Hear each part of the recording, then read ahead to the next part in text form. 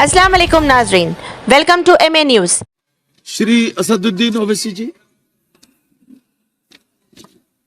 मोहतरम चेयरमैन साहब, आपका बेहद शुक्रिया। मैं इस मोशन की मुखालिफत में खड़ा हुआ हूं। सर, मैं शुरुआत में हबीब जालिब का एक शेर पढ़ना चाहता हूं। आप उर्दू जानते हैं और लॉ मिनिस्टर भी उर्दू जानते हैं। हबीब जालिब ने कहा था कि हुक्मरान हो गए कमीने लोग, खाक में मिल गए नगीने लोग, हर मुहिबे वतन जलील हुआ, रात का फासला तवील हुआ, आमिरों के गीत जो गाते रहे वही नामो दाद पाते रहे, रहजनों ने रहजनी की थी, रहजनों ने रहजनी की थी, रहबरों ने भी क्या कमी की थी। सर, मैं अभी सुन रहा था हमारे शिंदे ग्रुप के शिवसेना के पार्टी लीडर अपनी तकरीर कह रहे थे। कहा कि 6 दिसंबर में जब बाबरी मस्जिद को शहीद किया जा रहा था तो उस वक्त के वजीर आजम नरसिम्हा राव पूजा कर रहे थे। आप ही ने कहा और कहा कि वो डिस्टर्ब नहीं करना। तो ये बड़ा अजीब मौका है कि बीजेपी की ताईदी पार्टी ये कह रही है कि नरसिम्हा राव ने कहा कि मुझे डिस्टर्ब मत करो, मैं पूजा कर रहा हूं। और जिसने रथ यात्रा निकाला, इन दोनों को मोदी सरकार ने इस मुल्क का सबसे बड़ा सिविलियन अवार्ड दे दिया, सबसे बड़ा सिविलियन अवार्ड दे दिया। तो ये बताता है कि इंसाफ जिंदा है या जुल्म को बरकरार रखा जा रहा है। तीसरी बात यह है कि सर, इस ऐवान में सियासी पार्टियां आएंगी चले जाएंगी। आप आए, मैं आया, हम भी चले जाएंगे। मैं जमीन की गिजा बन जाऊंगा, ये ऐवान तो बाकी रहेगा। मगर सर, मैं ताजुब कर रहा हूं कि लोकसभा मुख्तलिफ आवाजों में कैसे बोल सकता है। लोकसभा तो एक ही आवाज में बोलना चाहिए और लोकसभा भी भारत के संविधान आइन के बेसिक स्ट्रक्चर का ताबे है। और सर, ये इसलिए कह रहा हूं कि 16 दिसंबर को ये ले कर देता हूं। 16 दिसंबर 1992 को इसी लोकसभा ने एक रेजोल्यूशन पास किया था। आप इजाजत दीजिए तो मैं पढ़ता हूं सर। दिस हाउस, अच्छा, ये गुलाम नबी उस वक्त के मिनिस्टर थे, आज नहीं है, उनका नाम नहीं लेना चाह रहा था। This house strongly and unequivocally condemns the desecration and demolition of the Babri Masjid at Ayodhya by and at the instigation of forces represented among others by VHP, RSS and the Bajrang Dal, which has caused communal violence in the country. Such act of vandalism was carried out not only in violation of order of Supreme Court, but amounted to an attack on the secular foundations of our country.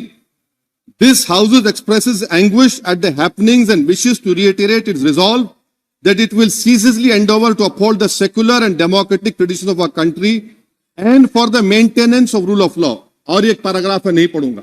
मैं ताजुब कर रहा हूं कि जब इस ऐवान ने एक रेजोल्यूशन पास किया तो हुकूमत आएगी जाएगी, और हुकूमत ये मोदी हुकूमत जश्न मना रही है जो 6 दिसंबर को हुआ।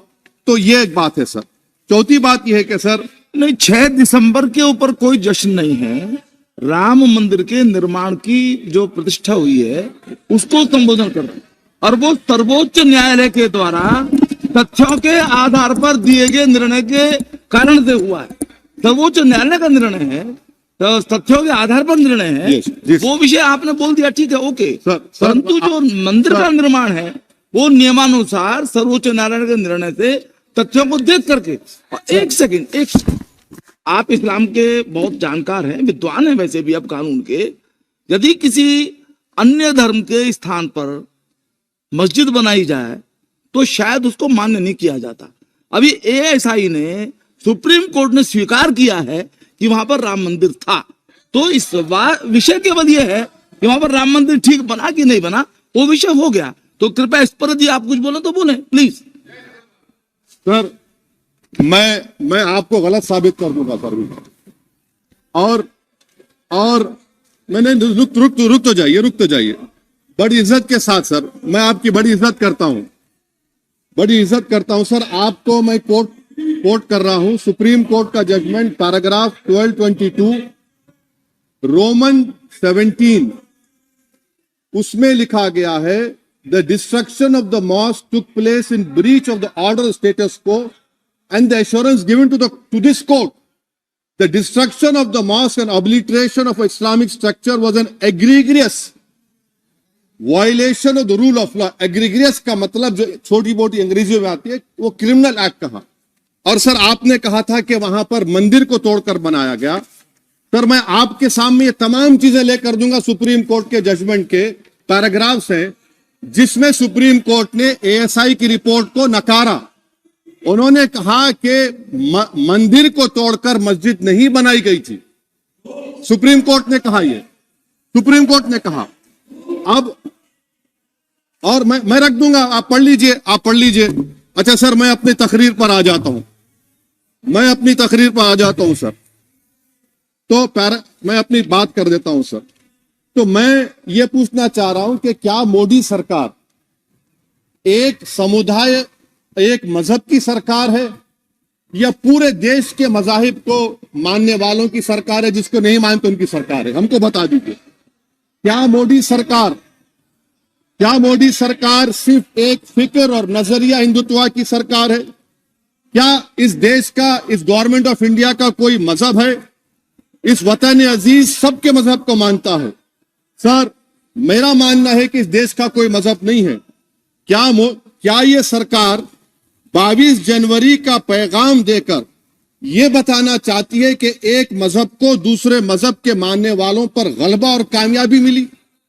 क्या आइन इसकी इजाजत देता है? क्या ये पैगाम आप जब ऐवान से दे रहे हैं तो 17 करोड़ मुसलमानों को आप क्या पैगाम दे रहे हैं, ये मैं आप पर छोड़ता हूं। सर 49 में धोखा हुआ, 86 में धोखा हुआ, 92 में धोखा हुआ, 2019 और 22 में भी इस ऐवान के जरिए हमको धोखा दिया जा रहा है। और अफसोस के साथ कहना पड़ता है सर कि मुस्लिम अक़लियत को हमेशा यह कहा गया कि तुमको भारत के शहरी बरकरार रहने के लिए एक बहुत बड़ी कीमत तुमको चुकानी पड़ेगी, और हम पर इल्जाम लगा दिया गया। सर क्या मैं बाबर का स्पोक्स पर्सन हूं? क्या मैं जिना का स्पोक्स पर्सन हूं? क्या मैं औरंगजेब का स्पोक्स पर्सन हूं? बताइए सर, आखिर मैं कहां तक आप मुझे लेकर जाएंगे? दूसरी बात यह है सर, दूसरी बात यह है कि फिर 6 दिसंबर के बाद देश में फसाद हुआ, नौजवानों को टाडा में डाला गया जो बूढ़े होकर निकले। यकीनन आपकी सरकार नहीं थी, आपकी सरकार नहीं थी। अच्छा बल्कि मैं तो मर्यादा पुरुषोत्तम राम की इज्जत करता हूं,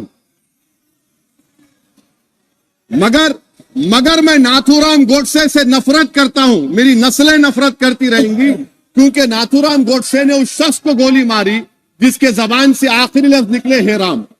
सर छठी बात यह है कि 87 में मलियाना हाशिमपुरा हुआ, 83 में नेल्ली हुआ, 44 में जम्मू में नस्ल कशी हुई, 2022 में हल्दीवानी में कत्ल हुआ।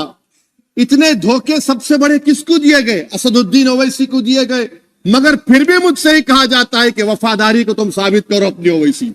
सर आज भारत के 17 करोड़ मुसलमान अपने आप को अजनबी और एलिनेट महसूस कर रहे हैं।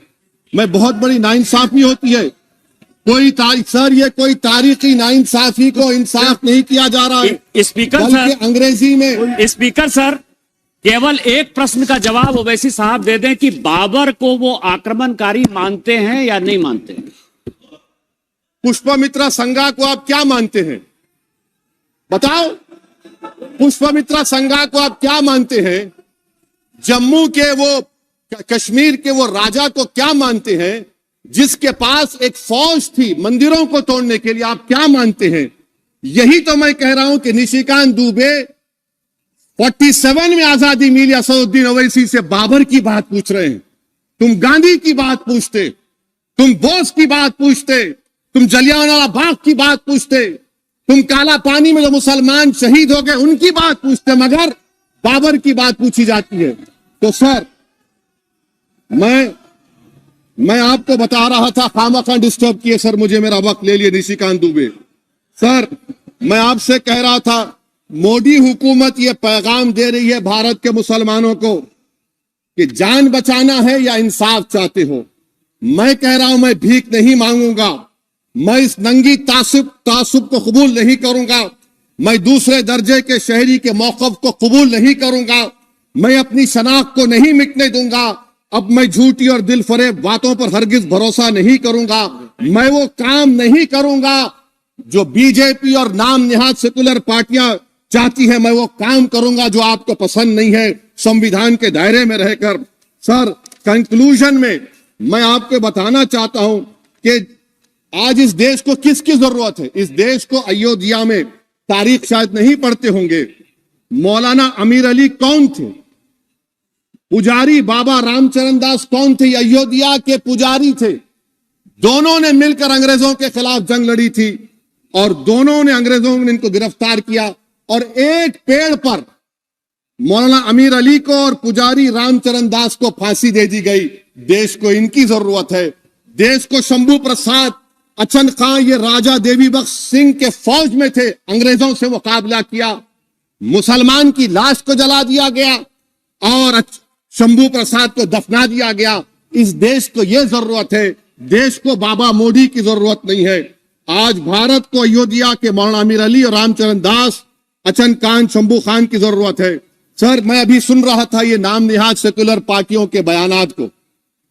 क्या होता है सर, आप, खत्म कर रहा हूं, क्या होता है सर, जब काजी साहब गवाहों को लेकर दुल्हन के पास जाते कि तुमको निकाह कबूल है, तो दुल्हन शर्मा के खामोश बैठ जाती। तो इनकी खामोशी रजामंदी की अलामत है। जी जी। तो सर, मैं खत्म करने से पहले यह बताना चाह रहा हूं कि जब वजीर आजम जवाब देंगे तो क्या वो भारत के 140 करोड़ जनता के लिए जवाब देंगे या फिर सिर्फ हिंदुत्व की फिक्र रखने वालों का जवाब, मैं खत्म कर जवाब देंगे। मैं ये देश, दुनिया, मुसलमान देख रहा है। सर, मैं आपको यह भी बताना चाह रहा हूं, आखिर में कंक्लूड कर रहा हूं सर, 1 मिनट चाहिए, 1 मिनट चाहिए सर। सर, मेरा मानना यह है कि आज मैं बहैसियत एक भारत के गयूर मुसलमान के, let me stand as a tall Indian Muslim and say that the light of Indian democracy today is at its dimmest today, sir. Sir, in conclusion, मेरी फिक्र में, मेरा ईमान मुझे कहता है कि जिस जगह पर मस्जिद थी, है और रहेगी, बाबरी मस्जिद है और रहेगी, बाबरी मस्जिद जिंदाबाद, जिंदाबाद, भारत जिंदाबाद, जय हिंद।